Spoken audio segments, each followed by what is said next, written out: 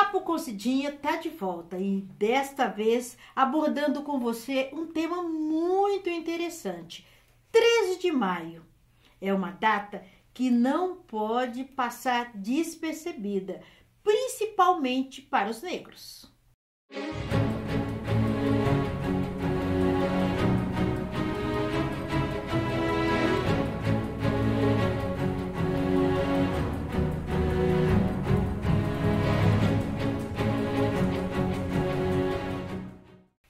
Ao meu lado hoje, General Bruno Vieira, então dos Carijós. General, 13 de maio, como é que o senhor avalia, como é que o senhor vê essa questão da data da libertação dos escravos? Olha, Cidinha, para nós o 13 de maio é uma data afirmativa, né? É a data emblemática para a comunidade negra brasileira, vamos dizer, né? As pessoas romantizam muito essa questão do zumbi lá em 20 de novembro, mas é uma data que nos refere, nos leva a uma reflexão. Nós aprendemos isso desde que eu nasci, vem passando de geração em geração, que 13 de maio é um momento de reflexão. Mas que pontos vamos refletir, né? Sobre a libertação? Sobre a manifestação cultural? Também, mas sobre o existir do negro, né? Sobre a nossa história ser pautada de forma clara, e sem essa contextualização colono, né, da forma que os colonos querem que seja contado, mas a gente conta realmente da nossa forma. E o 13 de maio é esse momento que nos leva, dentro dessa reflexão, a contar e a mostrar a nossa identidade de fato, né? Identidade de fato, 13 de maio. Fala um pouco para nós. Bom, eu descendo de uma família que dentro da cidade de Uberaba iniciou essa tradição das comemorações do 13 de maio no ano de 1891, ano que de fato veio a abolição da escravatura no município. Temos isso em registros, né? Então, para nós, o 13 de maio começou ali os grupos de negros alforriados já na cidade. Anteriormente, eles já ainda cativos, eles já eram orientados a estarem manifestando a dança, os cânticos da congada em louvor à Senhora do Rosário, que já tinha também essa igreja em Uberaba, né? Só que a congada se manifestava então nesse período em agosto. Nós estamos falando do 3 de maio. Então a congada se manifestou primeiramente em agosto.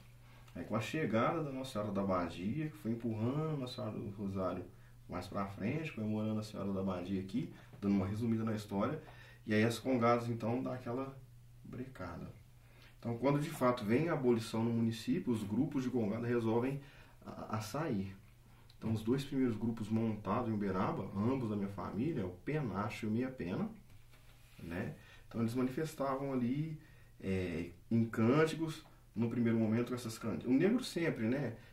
A gente vê eles contarem, a vovó contava, o negro sempre queria se comunicar, eles falavam antigamente no dialeto deles, mas através do canto, para não levantar a suspeita. Então isso o 13 de maio traz também dentro da congada. O 13 de maio é esse falar do negro, esse manifestar, tanto com saudade, ou um alerta, algo que não esteja gostando, é através do canto. Então essa identidade com o 13 de maio dos negros, eles estarem se afirmando sobre isso, né? Sobre poder entrar dentro da igreja, porque historicamente, quando a gente faz esse cortejo pelas ruas, as pessoas rotulam como festa, ou eles estão comemorando a libertação. De certa forma é o que rotula, a gente compreende essa rotulação, tá? Mas é realmente uma procissão. Então os negros vão em procissão até a igreja para poder adentrar o lugar o único lugar que os negros eram convidados a ficar de fora. Eles eram convidados a falar, o negro não pode entrar na igreja porque negro não tem alma. Em qualquer outro lugar o negro entrava em condições submissas de escravo. Somente na igreja católica que não. Então o 13 de maio em si, quando ele faz essa rememoração no passado, as vestes como soldados da antiga guarda portuguesa, já em África.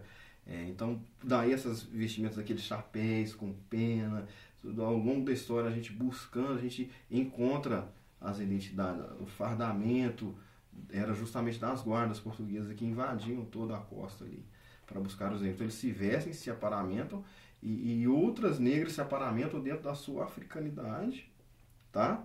E entra dentro da igreja. Ali ele se reconhece realmente, olha, nós estamos livres, não fomos reprimidos. Então isso foi tornando, a nível de Uberaba, foi se tornando uma situação, foi criando uma tradição, e hoje a gente fala sobre tradição centenária, né? Porque aí a gente sempre contradiz. Porque no Brasil nós estamos aí há 135, 136 anos da abolição. Em Uberaba nós estamos há 134. Quer dizer, essa abolição aqui em Uberaba, ela chegou depois. E os negros se vestem como se fosse para uma festa mesmo. Uma festa. Eles se preparam, né?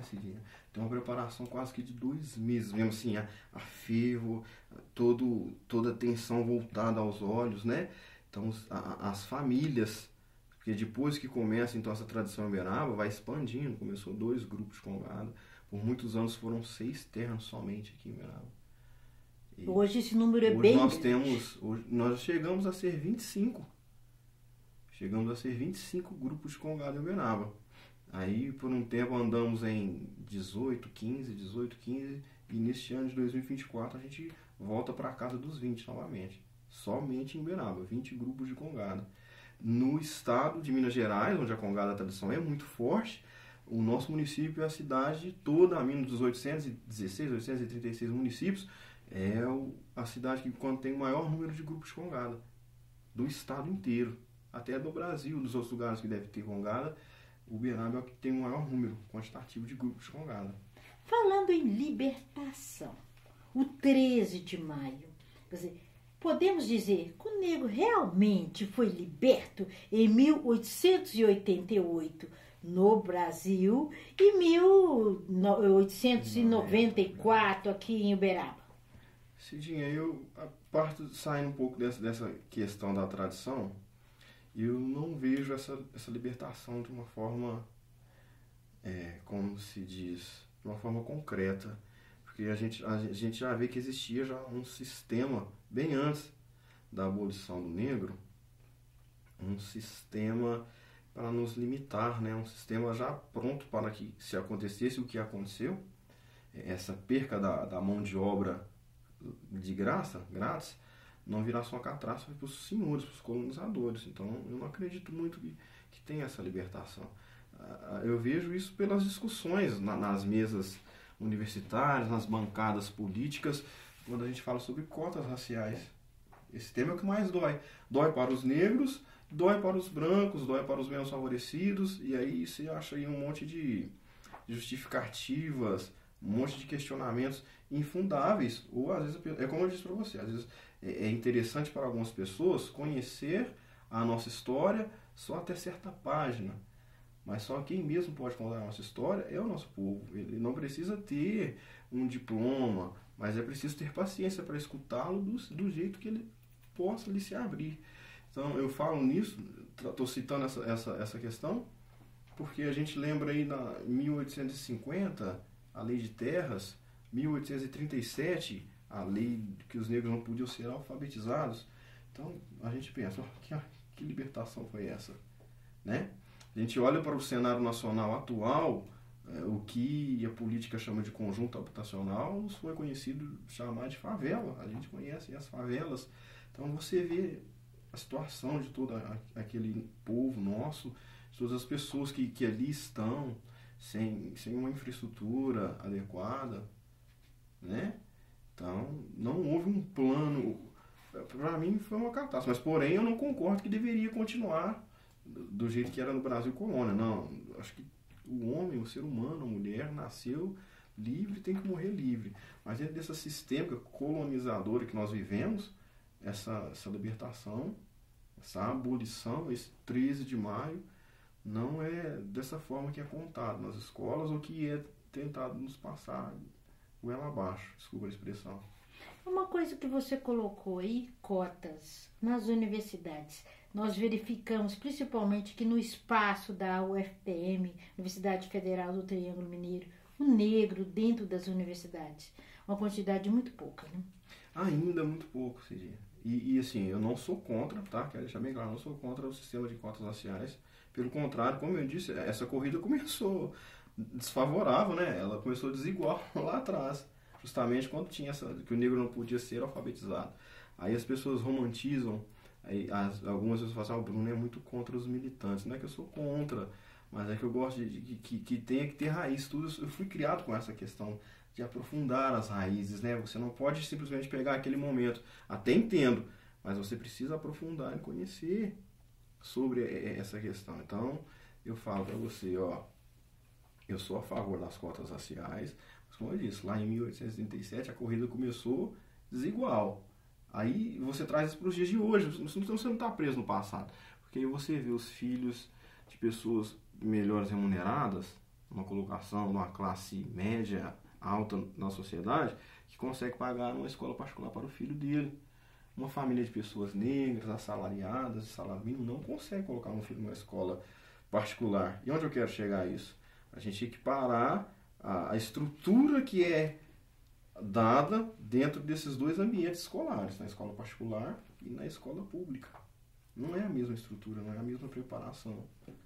Não, e não é culpa dos professores.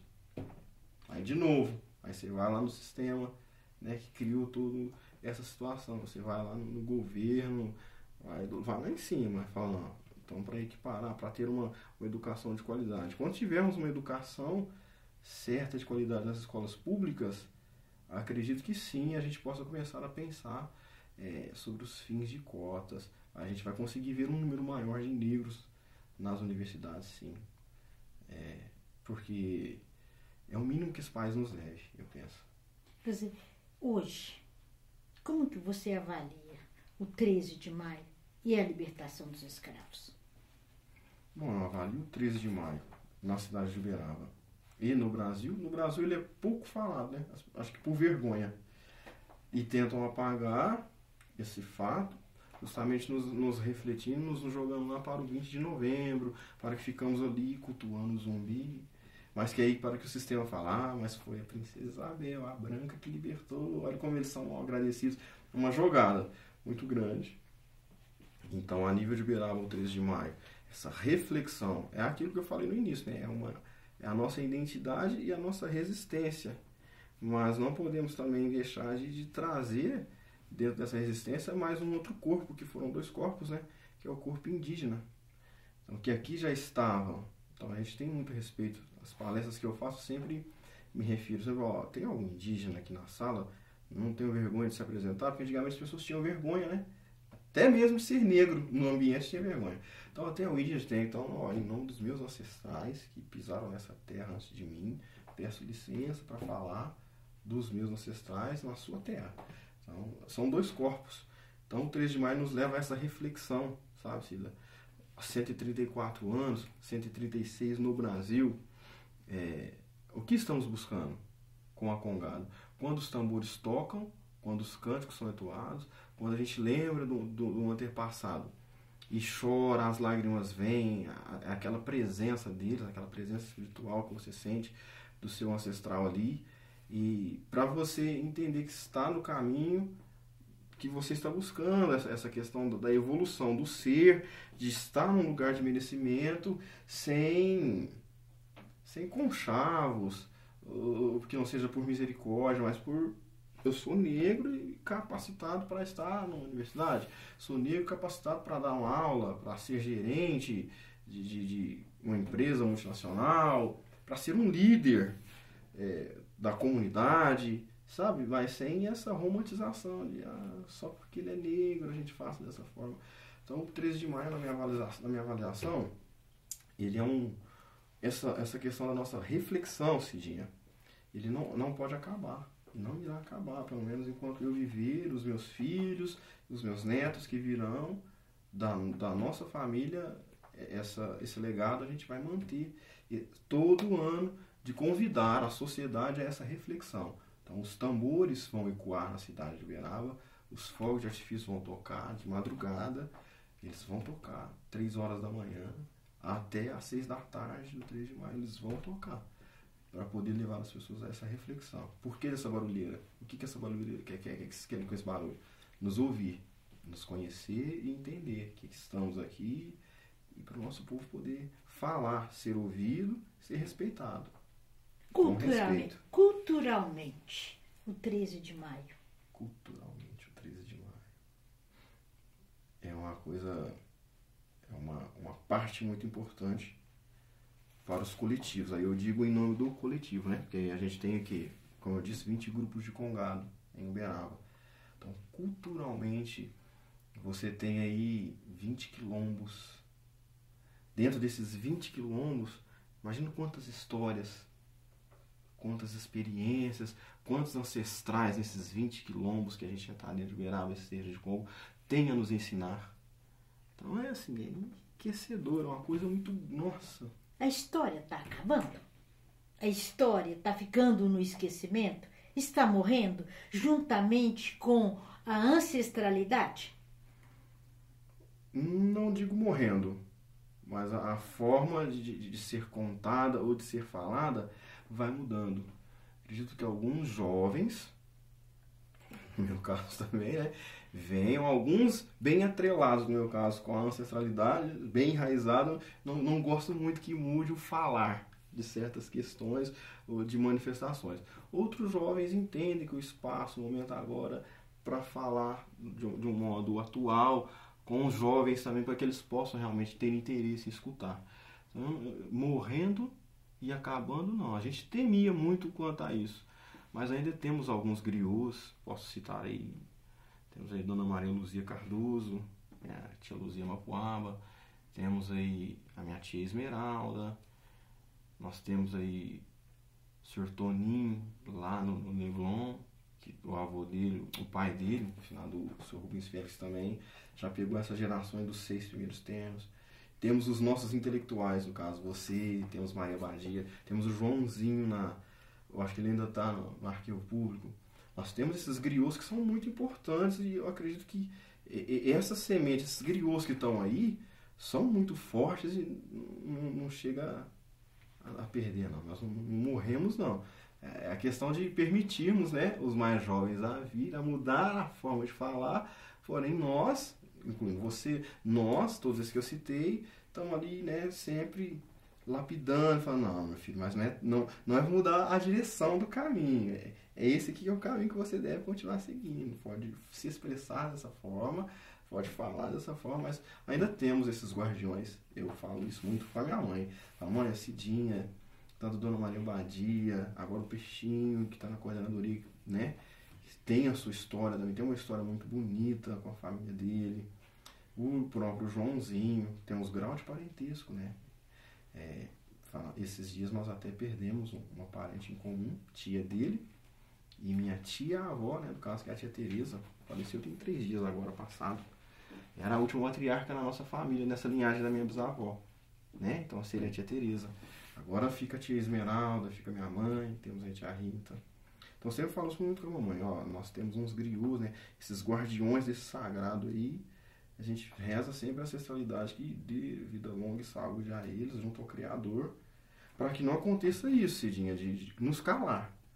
Estarmos em pontos estratégicos, eu costumo falar isso, ó, são hoje para nós ainda pontos estratégicos, mas para amanhã visamos, entendemos que seja o lugar de estar, né? Que as universidades, que são dentro também do poder público, por que não? Precisamos dessa representatividade, sim. Alguém que realmente defenda as nossas falas, né? Que defenda essa pauta preta, mas que não se feche só nessa questão cultural. O negro não é só festa e dança, e é isso que eu gosto, é isso que eu fico feliz quando tem você, quando volta de novo na Maria Badia, o próprio tio Antônio Carlos que foi embora, e assim, essas pessoas que, de certa forma, com respeito ao espaço que sempre nos limitaram, não nos deram, mas um espaço que nos limitou a nossas vozes chegar, vocês fizeram isso muito bem até hoje. Então, eu acho que não morreu, não está morrendo. Acredito que é a forma mesmo dos mais novos que vão se interessando, é quem vem modificando o falar. Isso foge um pouco até da forma do nosso identificar aquilo quanto a ancestralidade. A gente fala, ó, militância e ancestralidade são 2 coisas diferentes demais, meu filho. Calma, né? A gente fala muito isso. Então, acho que não está morrendo, não. Ainda não. Nem morrerá. O negro, hoje, está conseguindo conquistar o seu espaço? Está conseguindo levar avante, levar a história, levar o que deixou para nós o 13 de maio? Sim, o 13 de maio em si, como eu disse, culturalmente, essa questão da tradição, algumas famílias, os negros vão mantendo.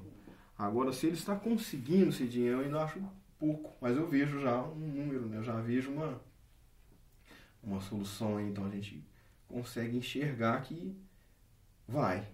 Precisava alguém realmente pegar na corda que vamos começar a puxar. Precisava disso. Então, por nós sermos aí, o que, 56% da população no país, eu vejo que agora o negro está começando a abrir as portas. E o que é mais importante, hoje o negro pensa coletivamente em abrir a porta e deixar aberta para os seus passarem. Antigamente tinha aquela coisa do negro doméstico, né? Ele passava e fechava a porta. Somente um negro no ambiente de... um negro no meio de 9 brancos. Nossa, mas até que você é um negro diferente, aí você escutava essas coisas, né? A gente escutou muito essa...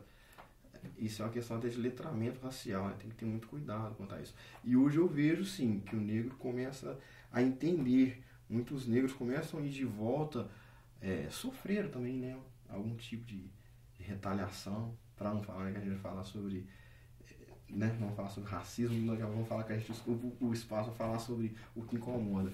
Mas então sofrendo essas retaliações, essas limitações, aí ele toma um choque de realidade.